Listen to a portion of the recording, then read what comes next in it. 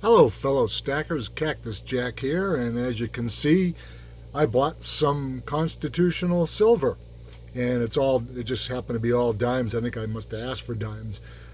They're probably my favorite. I like the quarters too, but I think that the dimes, if things get really bad and the economy gets really, really bad, that they'll be the easiest thing to barter with because, as a lot of people have said on their videos, if we get into a barter situation or a situation where the dollar just collapses and we're using, our metals to barter with and to pay for goods, it's going to be kind of difficult to walk in to a store and buy a loaf of bread with a gold coin that may be worth $3,000. So this is great, good stuff. It ain't beautiful, but it's useful. Kind of makes me sad when I see constitutional silver because, as I've said in a couple of other people's videos, I've left comments that my dad owned a corner drugstore when I was a kid, and I used to roll all the change from his soda machine, and most of it was constitutional silver, and I can't even start to remember how many hundreds or thousands, probably thousands of dollars worth of constitutional silver I rolled and we deposited in the bank that night. Man, if I only knew then what I know now. But this is, there's 100 dimes here. I think I figured out 30 of them are the Mercury heads and the other 69 of them are Roosevelts. And then there was one I've actually never had one. I don't have one in my collection. It's not in very good shape, but it is a Barber, and I believe it's a 1904. It's in pretty bad condition. And I weighed it. I think it came out to be like 10% less weight because it's been, rubbed clean. And, a lot of people prefer the Mercury head dimes, and I kind of do too as far as looks go. But and a lot of them are in pretty good shape. I've weighed a few of these over the times I've received them, just to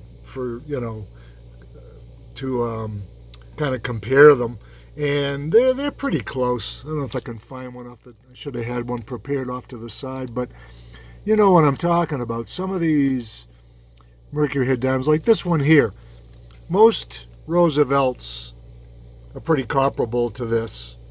They're in pretty good shape, and quite a few Mercuries are, pretty comparable to this. There's a lot of shine. So somebody actually weighed out a bunch of Roosevelts versus Mercuries, and they came up with a pretty substantial difference. So anyway, a lot of people today, and rightly so, are doing videos about the meteoric rise in gold and silver, and I haven't really done one of those, but what separates this is I ordered this last week. And I have the number right here.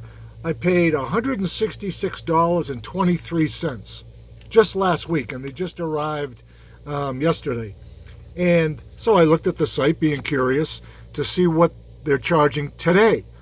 Okay, so like I said, I paid $166.23. Today, this exact pile is $234. Now, that probably doesn't surprise the veterans, but maybe some of the new people, the newer stackers, are like, so what am I getting into here? So just, it really, with a lot of people are doing a very good job on videos comparing and showing the history and how it's changed over the years and the percentage gain and the GSR, values and everything like that. And, it makes sense in that. But, this really hit home. $166.23 up to $234 with just a click. Because if I had been like 2 or 3 days later, and it would have been, what's the math on that? Almost $70.